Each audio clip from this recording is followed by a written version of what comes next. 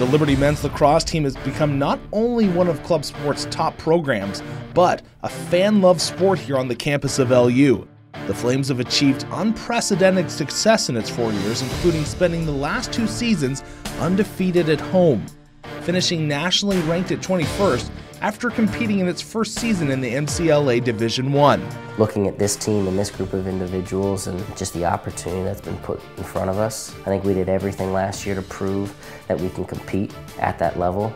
We removed any of the doubt that anyone may have had. We see that there's a lot of young kids can benefit from coming into a program that plays at a club level, but is treated as if it's a highly competitive program. But the Flames' success story did not come overnight. It took many years for the program to reach the level that it is at now. And at one point, the future for Liberty Lacrosse was an uncertain one.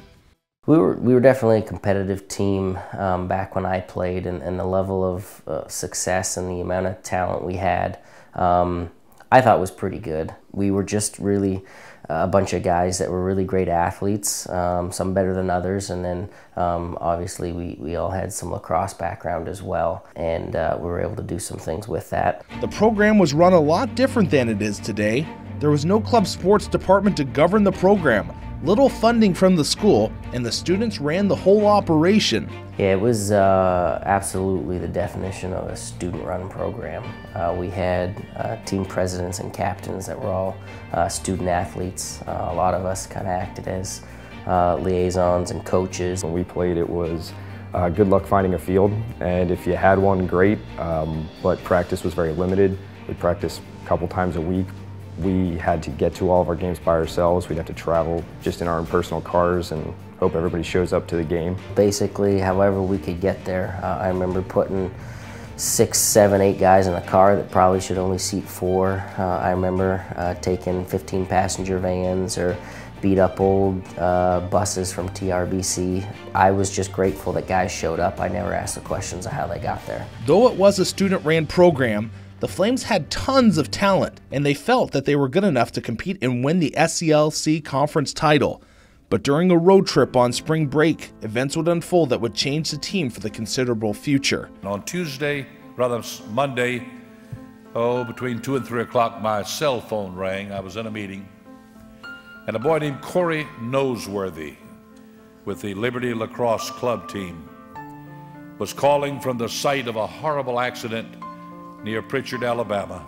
The 2 vans had collided and then went over into the path of an 18-wheeler. After the accident, when the second van of guys were able to kind of get themselves up and out of our vehicle and get up to the street level because we had rolled off into a ditch on the side of the road, our expectation that we were just going to find bodies, unfortunately, and although we did find bodies, they were breathing, they were moving. It took us a long time to locate everybody. There were a lot of people thrown in a lot of different directions. I know that we had about 3 guys airlifted to hospitals in and around the area, and about 5 or 6 then taken in by ambulance for a pretty significant amount of time. I know nobody went in and came out that same day. There were a couple guys that with some bumps and some scrapes and a couple stitches here and there, but we had over 10 of our guys that were hospitalized for at least a short amount of time, and about half of those guys stayed for a pretty significant length of time. Being a part of the accident, it's still something that is pretty fresh in my mind.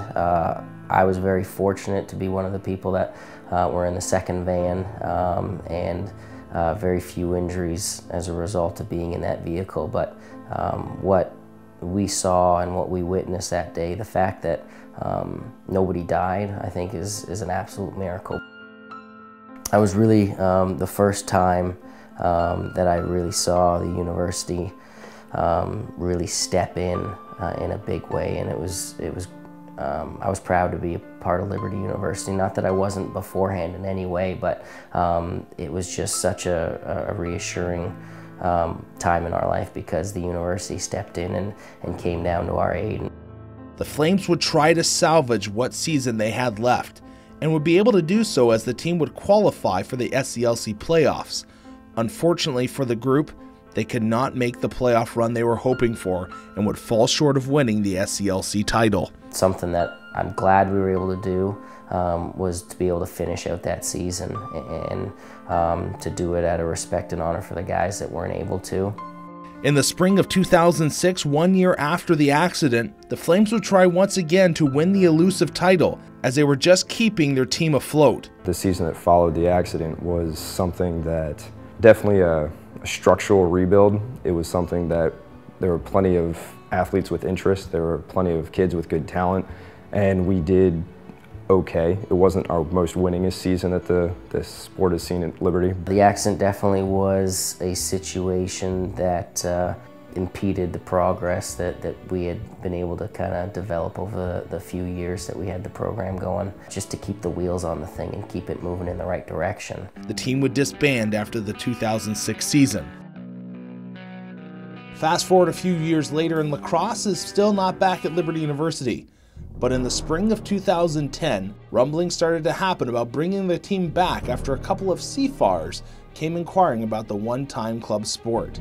My intention in coming to Liberty was to try to find a career, a job, and obviously, get an education, but, lacrosse was always something that I guess I was kind of chasing as far as a college, part of my college experience. When I came for my visit, I inquired about it. Interesting, Mike Zampano and I met during College for Weekend. He stopped into our office here and was asking us about starting a club lacrosse team.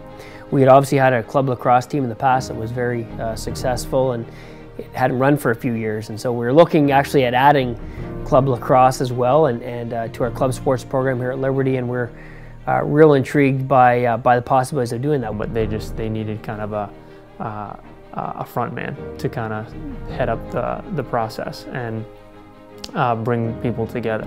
When Mike came, we already had the ball rolling on the lacrosse idea, and we had an instant connection between the two of us.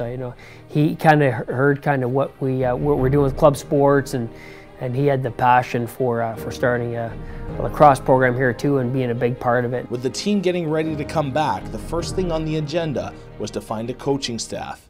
I think I was listed as the last president and captain on any of the paperwork that we might have had filed here. Back when I played, we had to have coach representatives, and we had a professor here, Dr. Metallo, who had played some college lacrosse, so we had harassed him a few times to at least come and stand on the sidelines for games, so we had a legitimate coach, and he received the first call and I think pointed them in my direction. When you first get to know Kyle, he's real passionate about the lacrosse program here at Liberty, and he was real passionate about restarting it, and so we went to Kyle. Actually, he was the first person that we interviewed, and after the interview with Kyle, we knew he was the right man for the job. It was one of those situations when it happened, I knew instantly it was something that I was interested in. I also knew instantly that it was something that I was not qualified for. And my first interaction with Mike and essentially the team was kind of all at the same time. The thing that I knew right away when I met Mike was that I at least had somebody that at least wanted the same things I did. He was passionate about lacrosse. He had the vision, and he obviously had the history in the background. So we wanted to kind of jump on his bandwagon and give him any support that I felt like any support that I could give him would be meaningful. When the two connected, Mike obviously had the passion from a player standpoint, and Kyle from a coaching standpoint. It was an instant connection. In Liberty's first year under McQuillan's guidance, the team would finish at 500, exceeding league-wide expectations. The Flames would continue to build on this foundation. Liberty would finish the next 3 seasons ranked in the top 4 of the SCLC, win the conference title, win the division outright twice, move up to Division I, and have awards on top of awards, as the team would finish with not only multiple All-SCLC Conference honorees, but multiple All-Americans as well. But most of all, lacrosse was back at LU and is starting to become a household name, bringing in not only some of the nation's most talented, but also bringing in transfers from Division I programs that played at the NCAA level.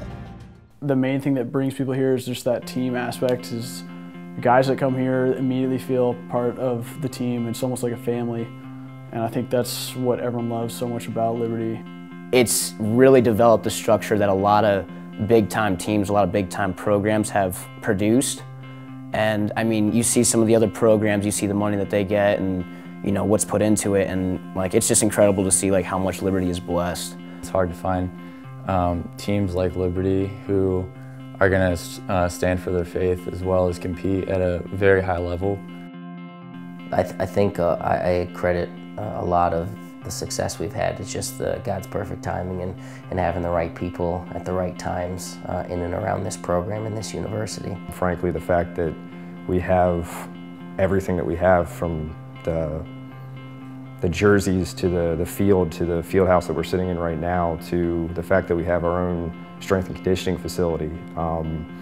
The backing of the university has been the only reason why we're still here. And the creation of our club sports department, which I think is one of the best in the country, with the safety of our student athletes being paramount, is really a testament to the university taking a bad situation and making something great out of it. I guess we didn't expect the rate that we've gotten thus far, maybe, but for a program that in a sport that is really growing in and of itself, you know, I think it was just kind of a perfect formula. You know, Liberty Lacrosse runs in my veins now. I think we were just fortunate. We got lucky having a couple kids here because they felt like this is where God wanted them to be, and they were tremendous lacrosse players. And a handful of guys that were a part of that team as freshmen that went all through 4 years and just graduated last year. And to see where it came from their beginning to end, I think is pretty awesome. Now present day, Liberty Lacrosse is a force to be reckoned with. They come into the 2015 season ranked 19th in the NCLA and are a dark horse to win this year's national championship. Team on three. 1, 2, 3. Team! Woo! Let's go, boys!